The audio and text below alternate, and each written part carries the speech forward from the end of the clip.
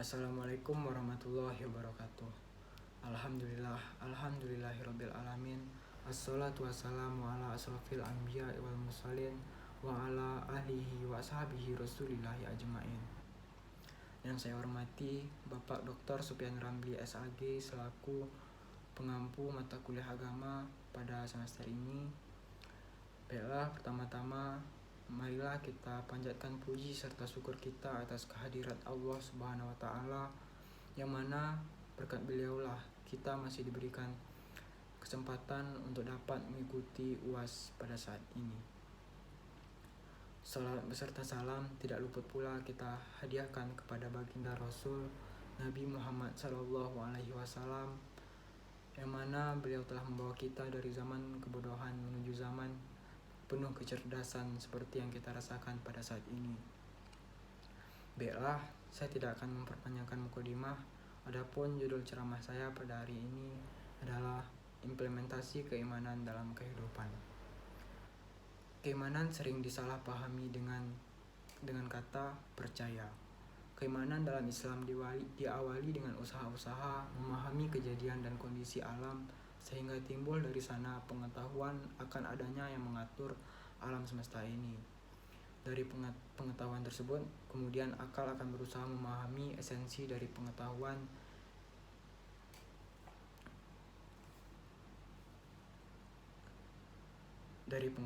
yang didapatkan.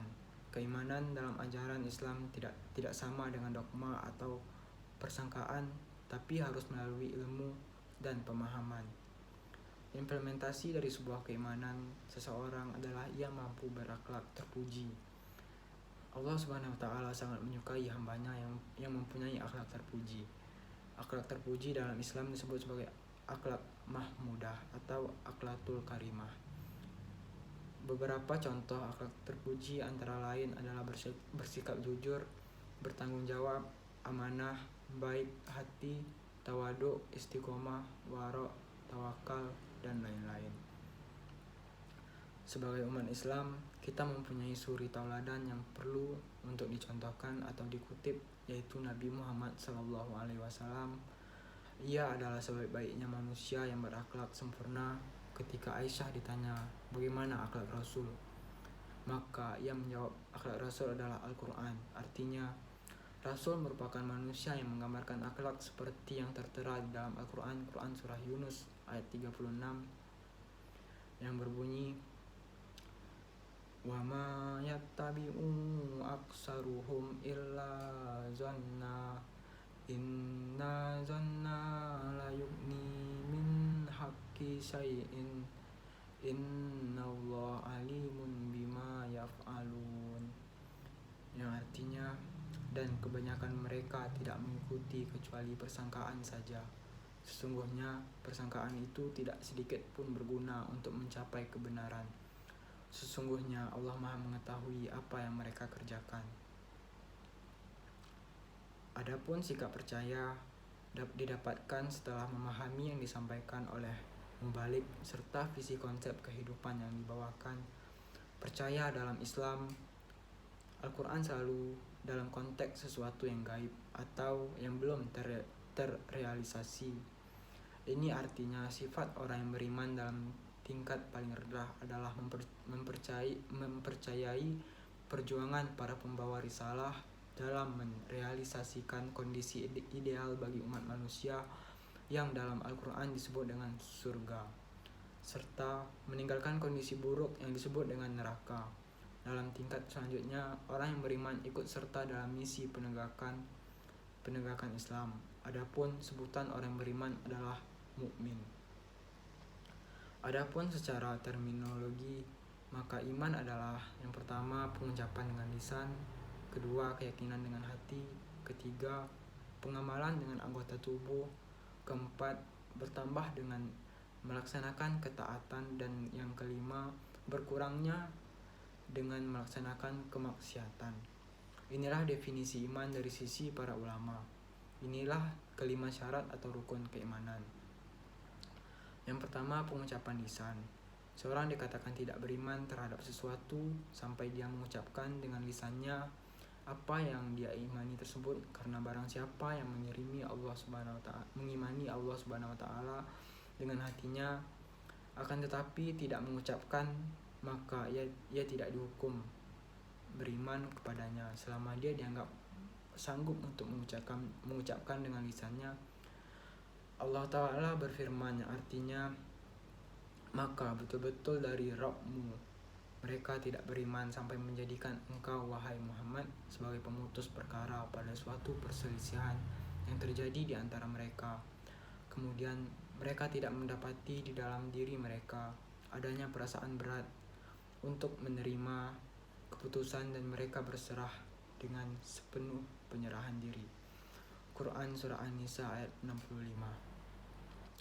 Maka dalam ayat ini Allah Subhanahu wa taala meniadakan keimanan dari seorang sampai mereka menerima dengan sepenuh hati keputusan Rasulullah lalu melaksanakannya.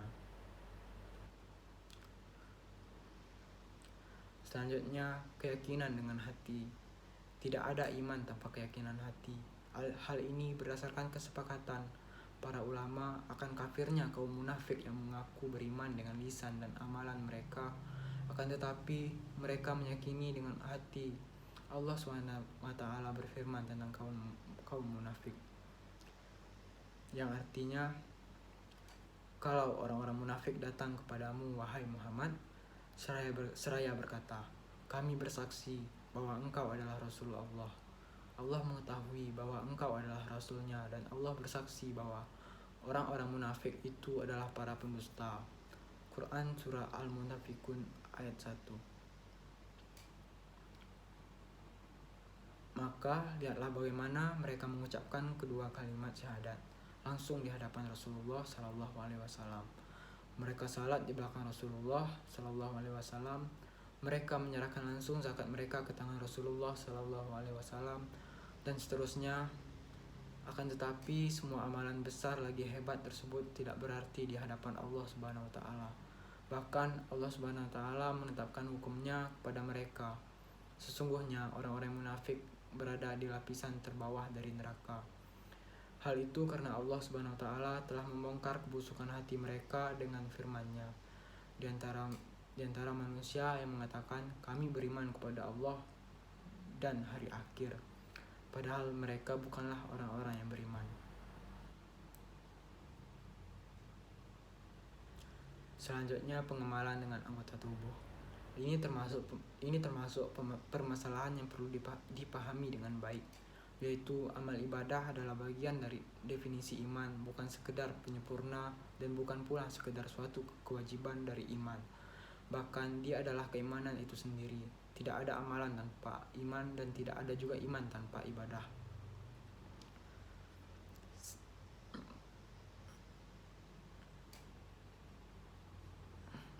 Selanjutnya, bertambah dengan amalan ketaatan.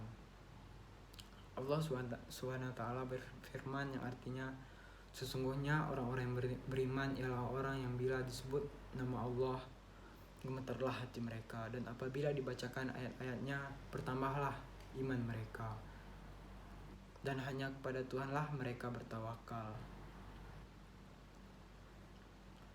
Orang-orang yang mendirikan sholat dan menafkahkan sebagian dari rezeki yang kami berikan kepada mereka itulah orang-orang yang beriman dengan sebenar-benarnya. Mereka akan memperoleh beberapa derajat ketinggian di sisi Tuhannya dan ampunan serta rezeki nikmat yang mulia. Quran Surat Al-Anfal ayat 2-4. Dalil ini menunjukkan dengan tegas akan bertambahnya keimanan seseorang dengan ketaatan, dan hal ini cukup umum bagi semua makhluk Allah Subhanahu wa taala yang berbuat ketaatan.